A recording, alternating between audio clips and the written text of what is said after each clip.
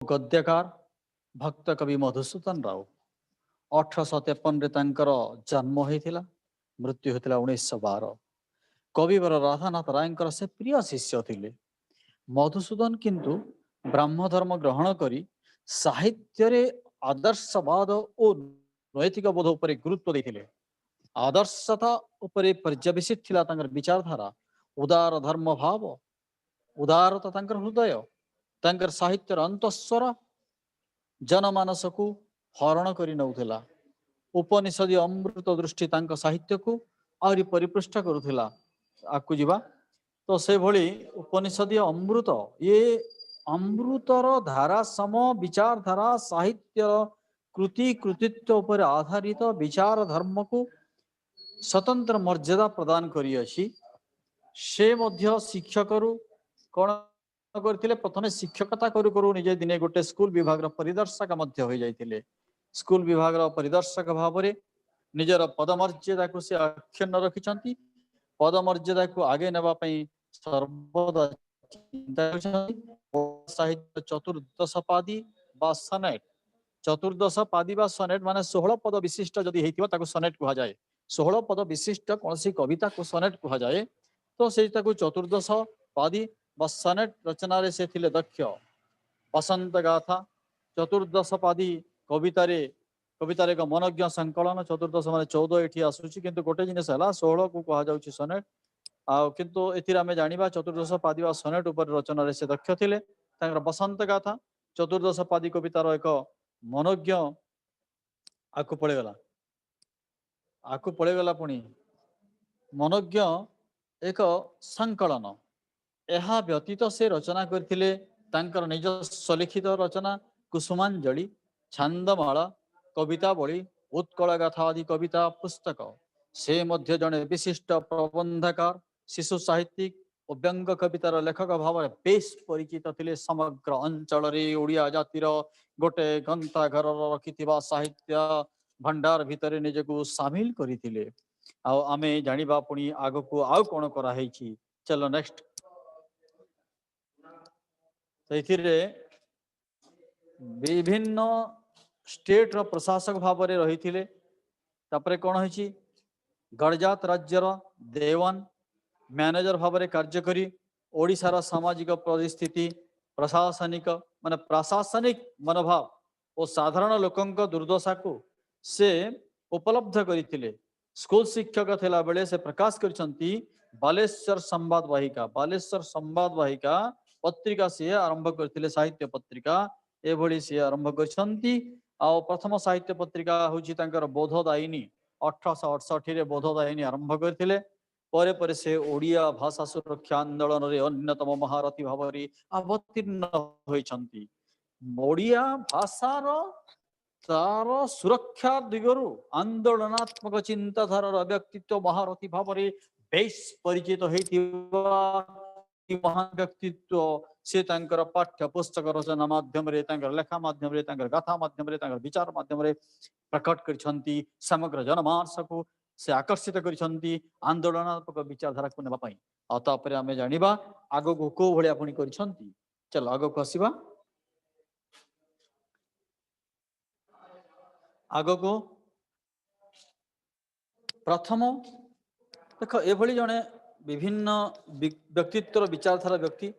ଦେଖ ଏଥିରେ ଆଉ ଗୋଟେ ବିଷୟବସ୍ତୁ ଏଥିରେ ଆସି, ପ୍ରଥମ ପତ୍ନୀଙ୍କର ବିୟୋଗ ପରେ ସେ ଦ୍ୱିତୀୟ ଥର ବିବାହ କରିଛନ୍ତି କୃଷ୍ଣ କୁମାରୀ ହିଁ ହେଲେ ତାଙ୍କର ପ୍ରଗତି ପଥରେ ସହାୟିକା। କୃଷ୍ଣ କୁମାରୀ ଦ୍ୱିତୀୟ ବିବାହ ଯେତେବେଳେ କଲେ ତାଙ୍କୁ ସେ ହେଲେ ଏଇ ସାହିତ୍ୟ ପଥର ସହାୟିକା। ଓଡ଼ିଆ ସାରସ୍ୱତ ଜଗତକୁ ତାଙ୍କର ପ୍ରାଥମିକ ଅବଦାନ ମହାଭାରତ ଉପନିଷଦ ଅନୁବାଦ ପରେ ସେ ରଚନା କରିଛନ୍ତି ବହୁ କବିତା, ଗଳ୍ପ, ଉପନ୍ୟାସ ଓ ପ୍ରବନ୍ଧ। ମାନେ ପରେ ପରେ ସେ ଏତେ ଆଗକୁ ବଢିଛନ୍ତି, ଗଳ୍ପ, ଉପନ୍ୟାସ, ପ୍ରବନ୍ଧ ରଚନା କରି ଯାଇଛନ୍ତି। ଉତ୍କଳର ଭ୍ରମଣ 1892ରେ ଆରମ୍ଭ କଲେ ତାଙ୍କର ପ୍ରଥମ ଭିନ୍ନ ସ୍ୱାଦର କବିତା ପୁସ୍ତକ।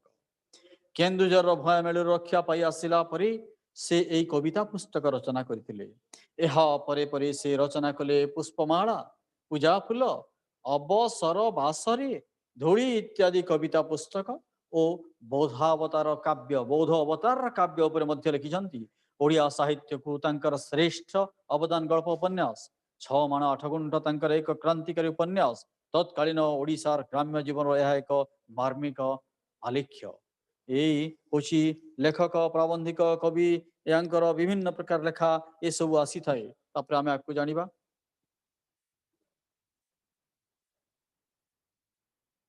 ବିଳମ୍ବ କର ନାହିଁ, ଆଗକୁ ଚାଲ ସାଙ୍ଗେ ସାଙ୍ଗେ। ତ ଏଇଟା ହଉଛି ଦେଖ କାହା ଉପରେ ଆମେ ଜାଣିଛେ, ଏଇ ଲେଖା ଗୁଡ଼ିକ ହଉଛି ବ୍ୟାସକବି ଫକୀରମୋହନ ସେନାପତିଙ୍କର ଉପରେ ଏଇଟା ସବୁ ଚାଲିଛି। ଲଛମା, ମାମୁଁ, ପ୍ରାୟଶ୍ଚିତ ତାଙ୍କର ଆଉ 3ଟି ଉପନ୍ୟାସ। ତାଙ୍କ ରଚିତ ରେବତୀ 1898 ଆଧୁନିକ ଓଡ଼ିଆ ସାହିତ୍ୟର ପ୍ରଥମ ଗଳ୍ପ ଥିଲା। ଏତଦ୍ବ୍ୟତୀତ ସେ ଆହୁରି 20ଟି ଗଳ୍ପ ରଚନା କରିଥିଲେ। 20ଟି ଗଳ୍ପ, ଗୋଟିଏ ନୁହେଁ। ତାଙ୍କର ଆତ୍ମଚରିତ ଓଡ଼ିଆ ସାହିତ୍ୟର ଅମୂଲ୍ୟ ନିଧି। ଏହା ହିଁ ଥିଲା ଓଡ଼ିଆ ସାହିତ୍ୟର ପ୍ରଥମ ପୂର୍ଣ୍ଣାଙ୍ଗ ଆତ୍ମଚରିତ। ନନାଙ୍କ ପାଞ୍ଜି ତାଙ୍କର ଏକ ରମ୍ୟ ରଚନା। ଏହା ବ୍ୟତୀତ ତାଙ୍କର କେତେକ ପ୍ରବନ୍ଧ ରହିଅଛି, ଯାହାକି ତାଙ୍କୁ ବାମଣ୍ଡର ମାନେ ବାମଣ୍ଡାର ରାଜସଭା, ବାମଣ୍ଡାର ରାଜସଭା ଅର୍ଥାତ ଦେବଗଡ଼ ରାଜାଙ୍କର ରାଜସଭା ବାମଣ୍ଡା କୁହାଯାଏ। ବାମଣ୍ଡା ରାଜ୍ୟ ମାନେ ଦେବଗଡ଼ ଡିଷ୍ଟ୍ରିକ୍ଟ ବର୍ତ୍ତମାନ, ତାକୁ କୁହାଯାଏ ବାମଣ୍ଡା ରାଜସଭା। ସରସ୍ୱତୀ ସେଠି ସରସ୍ୱତୀ ସମ୍ମାନରେ ଭୂଷିତ କରିଥିଲେ। ଏବଂ କୁଳବୃଦ୍ଧ ମଧୁସୂଦନ ଦାସ 1903 ମସିହାରେ ଉତ୍କଳ ସମ୍ମିଳନୀ ପ୍ରତିଷ୍ଠା କରି ସ୍ୱତନ୍ତ୍ର ଉତ୍କଳ ପ୍ରଦେଶ ଗଠନ କରିବା ପାଇଁ ଓଡ଼ିଆ ଜାତିକୁ ଏକତ୍ର କଲେ, ଏକ ସୂତ୍ରରେ ବାନ୍ଧିକି ରଖିଲେ। ସେ ମଧ୍ୟ କେତେକ ଉଦ୍ବୋଧନ ମୂଳକ ଗୀତିକା ଅଭିଭାଷଣ ଲେଖିଥିଲେ। ଉଦ୍ବୋଧନ ମୂଳକ ତାଙ୍କର ଗୀତିକା ଥିଲା, ତାଙ୍କର ଅଭିଭାଷଣ ଥିଲା, ତାଙ୍କର ବକ୍ତବ୍ୟ ଥିଲା, ତାଙ୍କର ବାକ୍ ଶକ୍ତିର ପଟୁତା ଏଠି ପରିଚୟ ଦେଉଥିଲା। ଆଉ ତାକୁ ପୁଣି ସମଗ୍ର ସମାଜକୁ ଜାଗ୍ରତ କରିବା ପାଇଁ ଇଏ ଗୋଟିଏ ପ୍ରକାର ମହାସ୍ତ୍ର ଥିଲା। ସମଗ୍ର ସମାଜକୁ ଜାଗ୍ରତ କରିବା ପାଇଁ, ଜଣେଇବା ପାଇଁ, ଜ୍ଞାତ କରିବା ପାଇଁ ଏହି ପ୍ରକାର ଅମୃତର ସନ୍ଧାନର ସନ୍ଧାନୀ ଥିଲେ ଉତ୍କଳ ବୃଦ୍ଧ ମଧୁସୂଦନ ଦାସ। ତାପରେ ଆଗକୁ ଆମେ ପୁଣି ଜାଣିବା। ଚାଲ ଆଗକୁ। ରାଧାନାଥ ଯୁଗର ଅନ୍ୟତମ ବିଶିଷ୍ଟ କବି ହେଲେ ଗଙ୍ଗାଧର ମେହେର। ସ୍ୱଭାବରେ ଗଙ୍ଗାଧର ମେହେର ସ୍ୱଭାବ କବି ଭାବରେ ବେଶ ପରିଚିତ। 1862ରେ ତାଙ୍କର ଜନ୍ମ, 1924ରେ ତାଙ୍କର ମୃତ୍ୟୁ। ସମ୍ବଲପୁରର ବରଗଡ଼ ଜିଲ୍ଲା, ଅବିଭକ୍ତ ସମ୍ବଲପୁର ବର୍ତ୍ତମାନ ବରଗଡ଼ ଜିଲ୍ଲା ପରପାଲିରେ ତାଙ୍କର ଜନ୍ମ ଓ କର୍ମ ସାଧନା। ଜଣେ ସାଧାରଣ ଜୁଡିସିଆଲ ମୋହରିର ହୋଇ ମଧ୍ୟ ସେ ଯେଉଁ କାବ୍ୟ କବିତା ରଚନା କରିଗଲେ, ସେଥିପାଇଁ ଓଡ଼ିଆ ଜାତି ତାକୁ ପ୍ରଣାମ ଜଣାଇଥାଏ।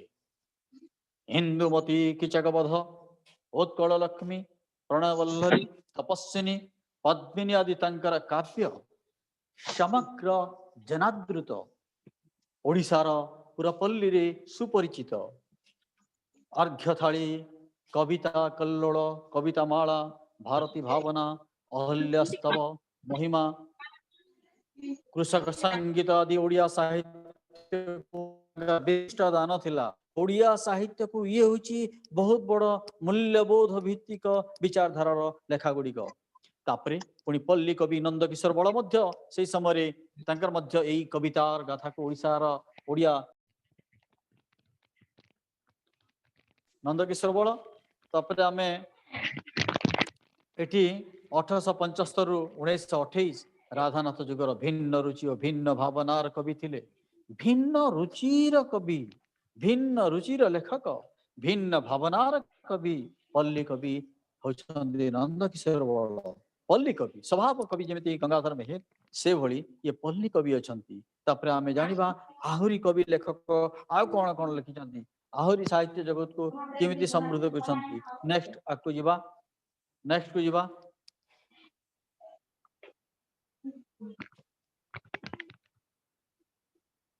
ସରଳ ସାବଳୀଳ ଲୋକମୁଖର ଭାଷାରେ ସେ ରଚନା କଲେ ପଲ୍ଲୀ କବିତା। ରଚନା କଲେ କିଏ? ପଲ୍ଲୀ କବିତାକୁ ନନ୍ଦକିଶୋର ବଳ ସେ ଲେଖିଛନ୍ତି। ପଲ୍ଲୀର କବିତା, ପଲ୍ଲୀ ଉପରେ କବିତା, ପଲ୍ଲୀ ପ୍ରକୃତି ଉପରେ କବିତା, ପଲ୍ଲୀ ଜୀବନ ଉପରେ କବିତା, ପଲ୍ଲୀ ସଂସ୍କୃତି ଉପରେ କବିତା, ସବୁକିଛି ତାଙ୍କ କବିତା ମାନଙ୍କର ପ୍ରକାଶ ପାଇ ଓଡ଼ିଆ ପାଠକ ମାନଙ୍କୁ ଗଭୀର ଆନନ୍ଦ ପ୍ରଦାନ କଲା। ପଲ୍ଲୀ ଭୂମି ସହିତ, ପଲ୍ଲୀ ସଂସ୍କୃତି ସହିତ, ପଲ୍ଲୀ ଦୃଶ୍ୟ ସହିତ, ପଲ୍ଲୀ ଜୀବନ ସହିତ, ପଲ୍ଲୀ ପ୍ରକୃତିର ସେଇ ପରିବେଶ ସହିତ ନିଜକୁ ନିଜେ ଓଡ଼ିଆ ସମାଜ ସାମିଲ କଲା। ପାଠକ ନିଜକୁ ନିଜେ ସାମିଲ କଲେ। ଏଇଥିପାଇଁ ଓଡ଼ିଆ ପାଠକମାନେ ଗଭୀର ଆନନ୍ଦ ଦେଇଛି, ଖୁସି ଦେଇଛି। ତାଙ୍କର ରଚିତ ପଲ୍ଲୀ ଚିତ୍ର, ନିର୍ଝରିଣୀ, ଜନ୍ମଭୂମି, ବସନ୍ତ କୋକିଳ, ତରଙ୍ଗିଣୀ, ଚାରୁଚିତ୍ର, ନିର୍ମାଲ୍ୟ, ପ୍ରଭାତ ସଙ୍ଗୀତ, ସନ୍ଧ୍ୟା ସଙ୍ଗୀତ, ନାନାବାୟା ଗୀତ ଆଦି କବିତା ପୁସ୍ତକ ସହିତ କୃଷ୍ଣ କୁମାରୀ, ଶର୍ମିଷ୍ଠା ଓ ସୀତା ବନବାସ ପରି କାବ୍ୟ ପାଠକ ମାନଙ୍କର ଶ୍ରଦ୍ଧା ଅର୍ଜନ କରିଅଛି, ଶ୍ରଦ୍ଧା ଭାଜନ କରିଅଛି। ପାଠକ ମାନଙ୍କର ମନ ହୃଦୟକୁ କିଣି ନେଇ ପାରିଛି, ତାଙ୍କର ମନ ହୃଦୟ ଭିତରେ ସ୍ଥାନ ପାଇପାରିଛି। ଲକ୍ଷ୍ମୀ ଶୀର୍ଷକ ଏକ ଗଳ୍ପ, କେତେକ ପ୍ରବନ୍ଧ ଏବଂ ସମାଲୋଚନା ମଧ୍ୟ ସେ ଲେଖିଥିଲେ। ଲକ୍ଷ୍ମୀ ଶୀର୍ଷକ ବୋଲି ଗୋଟେ ଗଳ୍ପ, ପ୍ରବନ୍ଧ ଆଉ ସମାଲୋଚନା ଧର୍ମୀ ଏ ଲେଖା ଥିଲା, ତାକୁ ମଧ୍ୟ ସେ ଲେଖିଥିଲେ। ନନ୍ଦକିଶୋର ବଳଙ୍କର, ପଲ୍ଲୀ କବି ନନ୍ଦକିଶୋର ବଳଙ୍କର ଏଇ କଥା ଏଠି ଲେଖା ହେଇଛି। ତାପରେ ଆଗକୁ ଯିବା, ଆଗକୁ ଆଦି ପର୍ବର ଅନ୍ୟାନ୍ୟ ଲେଖକ ମାନଙ୍କର ମଧ୍ୟରେ ଆଦି ପର୍ବରେ ଯୋଉ ଲେଖକ ମାନେ ଥିଲେ ସେମାନଙ୍କ ଭିତରେ ଆହୁରି ଅନେକ ଥିଲେ। ସେ ହେଲେ ଜଗନମୋହନ ଲାଲ, ରାମ ଶଙ୍କର ରାୟ, ଉମେଶ ଚନ୍ଦ୍ର ସରକାର, ବିଶ୍ୱନାଥ କର, ଗୋପାଳ ଚନ୍ଦ୍ର ପ୍ରହରାଜ ଇଏ ମଧ୍ୟ ଥିଲେ। ତ ଆମେ ଆହୁରି ତାଙ୍କ ଉପରେ ଆଉ କିଛି ଜାଣିବା, ଆଉ କିଏ କିଏ ଥିଲେ। ନେକ୍ସଟ ଆଗକୁ ଚାଲ, ଏଠି ଦେଖ ଚନ୍ଦ୍ରମୋହନ ମହାରଣା, ଗୋପୀନାଥ ନନ୍ଦ ମଧ୍ୟ ଥିଲେ, ଶଶିଭୂଷଣ ରାୟ ଥିଲେ, ମୃତ୍ୟୁଞ୍ଜୟ ରଥ ଥିଲେ, ଚନ୍ଦ୍ରଶେଖର ନନ୍ଦ, ଦୟାନିଧି ମିଶ୍ର, ଦିବ୍ୟ ସିଂ ପାଣିଗ୍ରାହୀ, ମଦନ ମୋହନ ପଟ୍ଟନାୟକ, ଗୋବିନ୍ଦ ରଥ ପ୍ରମୁଖ ପାଠକ ମାନଙ୍କର ଦୃଷ୍ଟି ଆକର୍ଷଣ କରିଥାନ୍ତି। ଏମାନେ ମଧ୍ୟ ୟା ଭିତରେ ଯୋଗଦାନ କରିଥିଲେ, ତାଙ୍କର ଲେଖା ମଧ୍ୟ ଥିଲା ଏହି ସାହିତ୍ୟ ଜଗତକୁ ଆହୁରି ଦ୍ୱିଗୁଣିତ କରିବା ପାଇଁ। ଜଗନମୋହନ ଲାଲ ଓଡ଼ିଆ ସାହିତ୍ୟର ପ୍ରଥମ ନାଟ୍ୟକାର ଭାବରେ ତାଙ୍କର ପରିଚୟ ଦେଇଥିବାର ବ୍ୟକ୍ତି। ଆଉ ସେଥିରୁ କ'ଣ ହେଇଛି, ବାବାଜୀ 1877ରେ ତାଙ୍କର ପ୍ରଥମ ନାଟକ ଥିଲା। ବାବାଜୀ ଥିଲା 1877ର ପ୍ରଥମ ନାଟକ। ଆଉ ସତୀ, ପ୍ରୀତି ଓ ବୃଦ୍ଧ ବିବାହ ତାଙ୍କର ନାଟ୍ୟ ପ୍ରତିଭାର ପରିଚୟ ଦିଅନ୍ତି। କାଞ୍ଚି କାବେରୀ 1880, ରାମ ଶଙ୍କର ରାୟଙ୍କର ପ୍ରଥମ ନାଟକ ପରେ ପରେ ଆହୁରି 13 ଖଣ୍ଡ ନାଟକ ରଚନା କରିଥିଲେ। ସେ ମଧ୍ୟ ଥିଲା କ'ଣ, ବିବାସିନୀ 1891ରେ ଆରମ୍ଭ ହୋଇଥିଲା ଲେଖାଟା, ଆଉ କରିଥିଲେ ସେଠି ନା ଏଇଭଳି ନାମକ ଗୋଟିଏ ଉପନ୍ୟାସ, ଏଭଳି ଗୋଟେ ଉପନ୍ୟାସ ମଧ୍ୟ ଏଠି ତାଙ୍କର କ'ଣ ହେଇଛି, ଭାଇ ଆଗକୁ ପଳେଇଗଲେ ଯେ ପୁଣି ସରିନି, ଦେଖ ଟିକେ। ତ ଏଇଭଳିଆ ଗୋଟେ ବିବାସିନୀ 1891 ନାମକ ଗୋଟିଏ ଉପନ୍ୟାସ ଆଉ କେତେକ ପ୍ରବନ୍ଧ ଲେଖିଥିଲେ। ଉମେଶ ଚନ୍ଦ୍ର ସରକାରଙ୍କର ମଧ୍ୟ ପଦ୍ମମାଳୀ 1888ରେ ରଚିତ ହେଇଥିଲା। ଓଡ଼ିଆ ସାହିତ୍ୟର ପ୍ରଥମ ପୂର୍ଣ୍ଣାଙ୍ଗ ଉପନ୍ୟାସ ଥିଲା ଏଇଟା। ଆଲୋଚ୍ୟ ସମୟରେ ବିଶ୍ୱନାଥ କର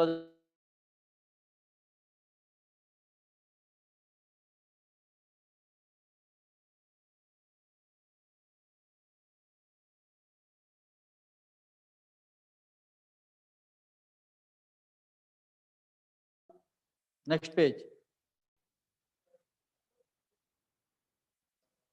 ଲେଟ୍ କର ନାହିଁ। ଉତ୍କଳ ସାହିତ୍ୟ ଉପରେ 1897ରେ ପତ୍ରିକାରେ ସୁଯୋଗ, ପୁଣି ପଳେଇ ଗଲେଣି ପଢିକି।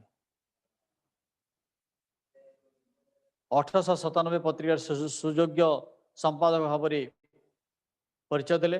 ଆଧୁନିକ ଓଡ଼ିଆ ସାହିତ୍ୟର ନବନିର୍ମାଣର ଏହି ପତ୍ରିକାର ଭୂମିକା ଏକାନ୍ତ ଗୁରୁତ୍ୱପୂର୍ଣ୍ଣ ଥିଲା, ବହୁତ ଗୁରୁତ୍ୱପୂର୍ଣ୍ଣ ଭୂମିକା ଗ୍ରହଣ କରିଥିଲା। ତ ତେଣୁ ଏଠି ଏଠି କ'ଣ ହଉଛି, ତ ଓଡ଼ିଆ ସାହିତ୍ୟର ନବନିର୍ମାଣ ରାଜଙ୍କର ତାଙ୍କର ଜଣେ ବିଶିଷ୍ଟ ରମ୍ୟ ରଚକ ଓ ପ୍ରାବନ୍ଧିକ ଭାବରେ ସୁପରିଚିତ ହେଇଥିଲେ। ଭାଗବତ ଟୁଙ୍ଗିରେ ସନ୍ଧ୍ୟା, ବାଇ ମହାନ୍ତି ପାଞ୍ଜି, ଆମ ଘରର ହାଲଚାଲ, ଦୁନିଆର ହାଲଚାଲ, ନନାଙ୍କ ବସ୍ତାନୀ, ବାଇ ନାନୀଙ୍କର ବୁଜୁଳି, ମିଆଁ ସାହେବଙ୍କର ରୋଜ ନାମସା ଆଦି ପୁସ୍ତକର ସେ ପ୍ରଣେତା ଥିଲେ। ପୂର୍ଣ୍ଣଚନ୍ଦ୍ର ଓଡ଼ିଆ ଭାଷାକୋଷ ତାଙ୍କର ଅକ୍ଷୟ କୀର୍ତ୍ତି ଥିଲା, 7 ଖଣ୍ଡରେ ପ୍ରକାଶିତ। ଏହାକୁ କୁହାଯାଏ ଓଡ଼ିଆ ଭାଷାର କଳା କୋଣାର୍କ। ଏଇ ପୂର୍ଣ୍ଣଚନ୍ଦ୍ର ଓଡ଼ିଆ ଭାଷାକୋଷକୁ ଓଡ଼ିଆ ଜାତିର କଳା କୋଣାର୍କ କୁହାଯାଏ। ପରୀକ୍ଷାରେ ପଡ଼େ ଏସବୁ। ପଣ୍ଡିତ ଗୋପୀନାଥ ନନ୍ଦଙ୍କର ଶ୍ରୀ ଭାରତ ଯୋଉ ଅଛି, ଭାରତ ଦର୍ପଣ, ମାନେ ଶ୍ରୀ ଭାରତ ଦର୍ପଣଟା ଲେଖିଥିଲେ। सारला महाभारत भारत पर प्रथम प्रामाणिक आलोचना ग्रंथ थिला जे मध्य केतेक संस्कृत नाटक ओडिया भाषा रे अनुवाद करथिले तांकर विशिष्ट जो लेखा भितर कौन अच्छी ताको आमे नेक्स्ट जानिबा नेक्स्ट पेज आरो पेज को चलो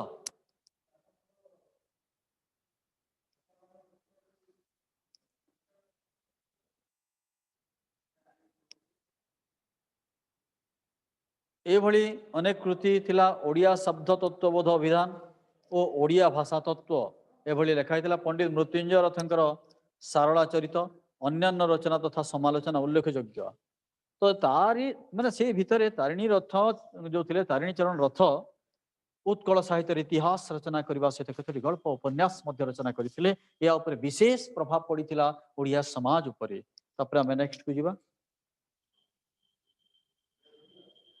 अन्य पेज को जीवा देख राधानाथ जुगर अवसान न हेणु पुणी सत्यवादी पर्व उन्मेष है सत्यवादी पर्व आरंभ है 1909 तो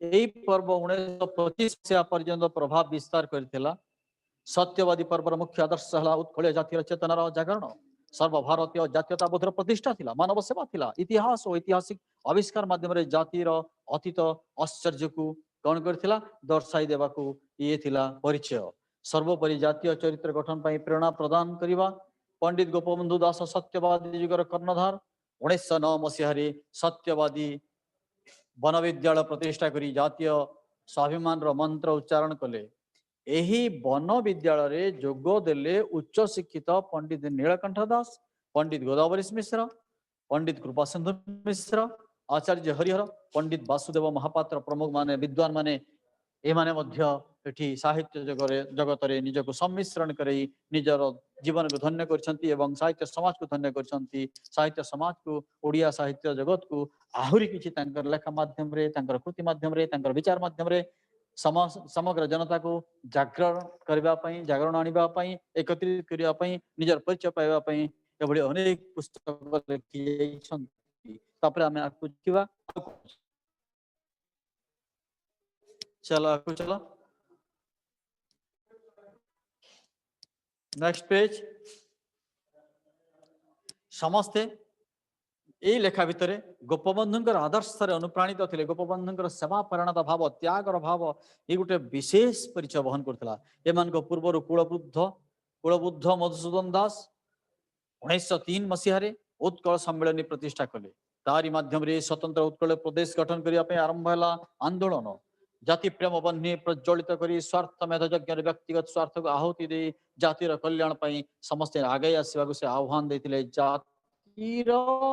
जातिर प्रेम रूप बन्ही प्रज्वलित होगा झास देवाई समस्ते एकाकार होगापी निजर स्वार्थ को छाड़ी स्वार्थ को बलिदान दे समस्ते स्वार्थ मेध यज्ञ निजर स्वार्थ को आहुति देकरी निजर व्यक्तिगत स्वार्थ को बलिदान देकी जातिर कल्याण पई समस्ते आगे आसवा को से आह्वान देउथिले उत्कल जननी ये थिला पूर्णांग रूप देखा से उत्कंठित हो पड़ते उत्कल जननी को किमिति भाव में परिचय पाइबे उत्कल माँ को किमिति पूजन करेंगे ये थिला भावधारा तापर आम जाना केतेक आहुरी कौन होइछि से ऊपर नेक्स्ट पेज को जीवा नेक्स्ट पेज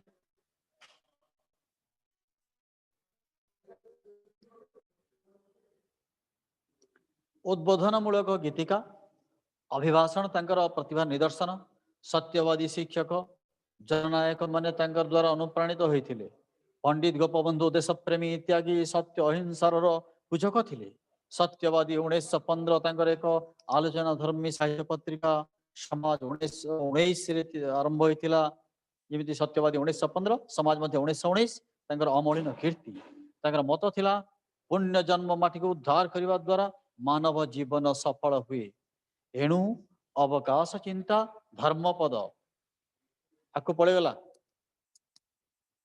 चेंज हो गला अरे भाई ये पुणी आग को पलि आसिल तमें सेटा पुणी चेंज करदेल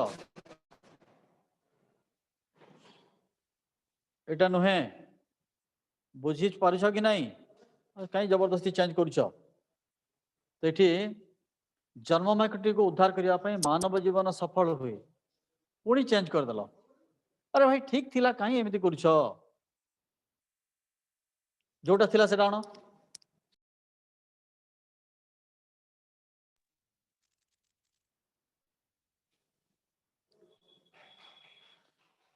अरे भाई एई पेजटा परे अछि एई पेज को परे पढिबी ता आगोटा को आस जबरदस्ती चेंज करूछ काई की पढ़ा सरीनी एटा थाउ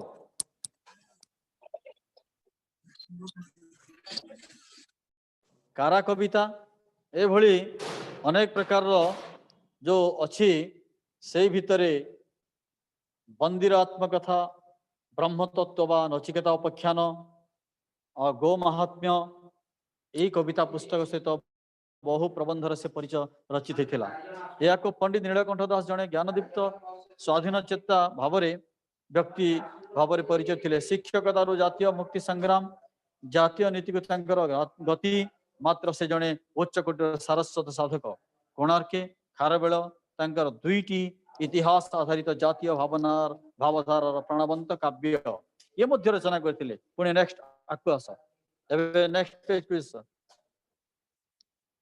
नेक्स्ट पेज देखि दासनायक प्रणयनी तांकर अनुदित काव्य से थिले संस्कार धर्मी मो निश प्रतिभा पूजा ओ प्रतिमा पूजा अछु हे ओ हेबु आदि प्रबंधर तांकर स्वाधीनता चिंता और संस्कार धर्मितार परिचय मिले ओडिया साहित्यर क्रम परिणाम जीवन आदि तांकर प्रज्ञा मानसर परिचय दे थाए पंडित गोदावरी मिश्र मध्य उच्च शिक्षित और सत्यवादी वन विद्यालय शिक्षक थे परवर्ती समय से ओडिशा रे विच्छिन्नांचल बुली संगठन करते समस्त एकाकार करते स्वाधीनता संग्राम रे जोग देइथिले जड़े कवि भाव में ख्याति रही आलेखिका दासंकर आलेखिका गाथा कवितार मनोज्ञ संकलन यह व्यतीत गीतायन किशालय चयनिका कलिका आदि मनोज्ञ कविता गुड़िक बेस परिचय देइछे नेक्स्ट पेज को जीवा और पेज को जीवा और पेज को चलो तो संकलन मुकुंद देव पुरुषोत्तम देव नाम दुईटी नाटक मध्य अछि से मध्य घटांतर अभागिनी और माने 1817 विसर्जन आदि उपन्यास और 27 गल्पर लेखक तांकर अर्ध शताब्दीर ओडिशा समुचित पले आसिल तलकू कहीं एपट सेपट करुछ देखि आत्मचरित एठी देख संकलन मुकुंद देव पुरुषोत्तम देवंकर नाम रे तांकर दुईटी नाटक अछि से मध्य घटांतर अभागिनी 1817 विसर्जन आदि उपन्यास और 27 गल्पर लेखक तांकर अर्ध शताब्दीर ओडिशा और तहिरे मो स्थान आत्मचरित एठी अछि पंडित गोपाल सिंधु मिश्र कोणार्क लेखा बारभाटी और उत्कल इतिहास तथा लीला बा का गोटे भी बही थिला अदृष्टवाद आदि केतेक प्रबंध अत्यंत तात्पर्यपूर्ण वासुदेव महापात्र शांतिधारा जगबंधु सिंह प्राचीन उत्कल प्रबंध सार और श्रीकृष्ण पद्मचरण पट्टनायक पद्म पाखुड़ा आशा मंजरी सूर्यमुखी आदि कविता पुस्तक सत्यवादी जुगरे आभिमुख्यर रुधिमंत थिला तापर नेक्स्ट पेज को जीवा नेक्स्ट पेज यही समय आर्तवल्लभ महांती जन विशिष्ट गवेषक भाव में ओडिया साहित्यर आविर्भूत हो जो माने कवि सम्राट उपेन्द्र भंजकर काव्य मध्ययुग काव्य को निंदा करते से समुचित उत्तर देवाई 1926 मसीह प्राची समिति गठन करी तारी आनुकूल्य प्राचीन साहित्यर पोथी अहल्या को नूतन जीवन देले ओ दर्शाई देले प्राचीन मध्ययुगीय काव्यर महत्व संपर्क लावण्यवती विदग्ध चिंतामणि रसकल्लोल आदि नाना ग्रंथर संपादन मुखबंध पांडित्यर परिचय देथिला सुधाकर पट्टनायक विछंद चरण पट्टनायक केदारनाथ महापात्र प्रमुख मध्य से पोथी संपादना करी प्राचीन ओडिया साहित्यर रत्न भंडार को खोली देथिले समस्त सम्मुख रे नेक्स्ट पेज को जीवा नेक्स्ट पेज तो ये समस्ते नूतनत्व पर जानिथिले सत्यवादी जुगर आदर्श प्रतिनिधित्व होइछि अन्य जने अन्यान्य केते जन लेखकर कृति कांत कवि लक्ष्मीपात्र महापात्र माने कांत लक्ष्मीकांत महापात्र जातीय संगीत जीवन संगीत परी कविता पुस्तक विविध हास्य रसात्मक से पुस्तक मध्य हमें जानिबा तब नेक्स्ट पेज को जीवा और पेज कविता ओ लालिका कणा मामू परी उपन्यास नाना गल्प तांकर प्रतिभार परिचय दिए।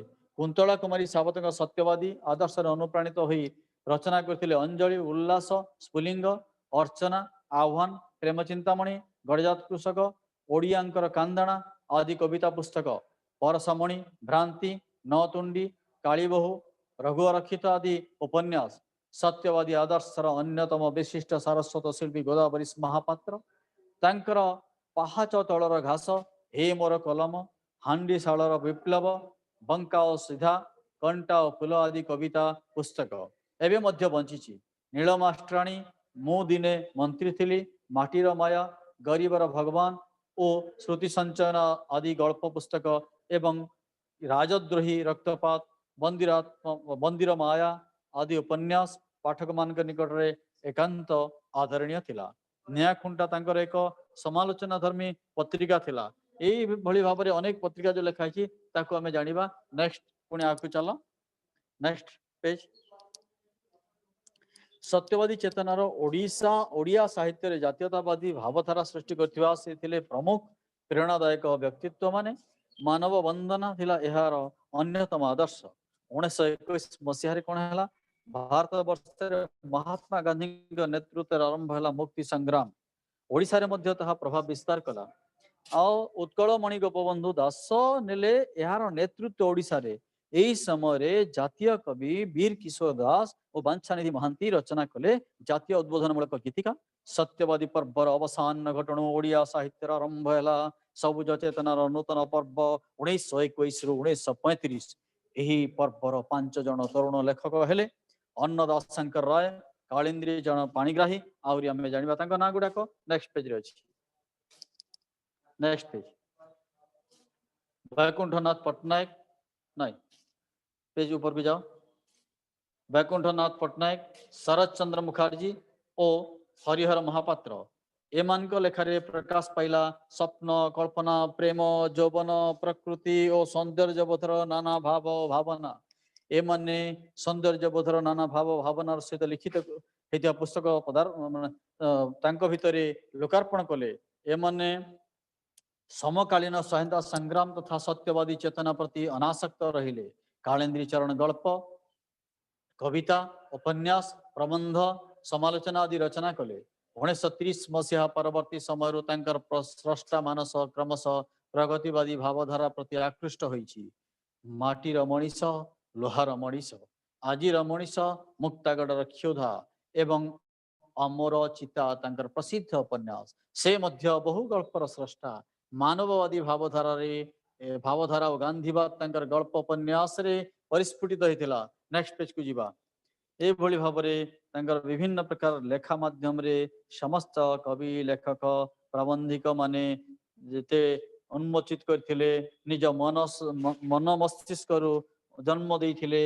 ब्रह्म शब्दर ब्रह्म शब्द गुड़िकर ब्रह्म रूपक शब्द गुड़ी को जन्म दे लोकलोचन को आनिले। समग्र जनता को ओडिया जातिर परिचय देले ओडिया भाषार परिचय देले ओडिया माटीर परिचय देले आम समस्त जड़े देले। ये पुणी स्वाधीनता संग्राम आरंभ होता ओडिशार ये समस्त जानी महात्मा गांधी जमी नहीं आमर भारतर नेतृत्व नहीं ओडिशार नेतृत्व गोपबंधु दासंकर उपर दायित्व दि जाइथिला। आमे मधुसूदन दासंकर कथा मध्य जानिछे।